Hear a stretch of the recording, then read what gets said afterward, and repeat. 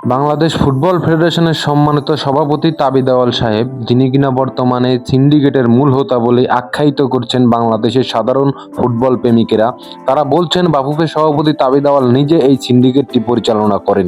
এই সিন্ডিকেটের মূল হোতা হচ্ছেন তাবিদ আউয়াল, আর কেউ নয়। তার সাথে যোগ দিয়েছেন সাইফুল বারী টিটু। তিনি বাংলাদেশ ফুটবলের কোচ নিয়োগের ক্ষেত্রে অনেকগুলা হাইপ ওলা কোচ কিন্তু বাংলাদেশ ফুটবলে হেড কোচ হওয়ার জন্য আবেদন করেছিলেন, কিন্তু সবাইকে পেছনে ফেলে তারা দায়িত্ব দিলেন কাকে? থমাস ডুলিকে, যিনি কিনা ফিলিপাইন জাতীয় দলটাকে নষ্ট করে দিয়েছে সিন্ডিকেট পরিচালনা করে। এখানে শুধু গ্রুপিং আর গ্রুপিং এর অবস্থা তৈরি করে দিয়েছিলেন সেই থমাস ডুলি। কিন্তু সেই থমাস ডুলিকে আবারও বাংলাদেশ ফুটবল ফেডারেশনে হেড কোচ হওয়ার জন্য নিয়োগ দিলেন বাফুফে কর্তারা। তাবিদ আউয়ালের কোনো যোগ্যতা আছে বাংলাদেশ ফুটবল ফেডারেশনের সভাপতি হওয়ার?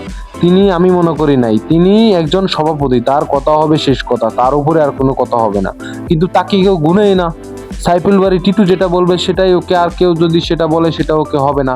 এই তাবিদ আউয়ালের কোনো ভ্যালুই নেই বাংলাদেশ ফুটবলে, জানেন আপনারা।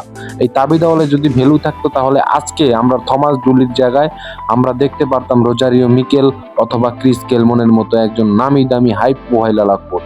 কিন্তু ক্রিস কেলমনকে তারা নিল না এজেন্ট ইস্যু দেখিয়ে, আর রোজারিও মিকেল তো বাফুফের এই ঢিলে কার্যকলাপের জন্যই সে তার নাম প্রত্যাহার করে নিয়েছেন।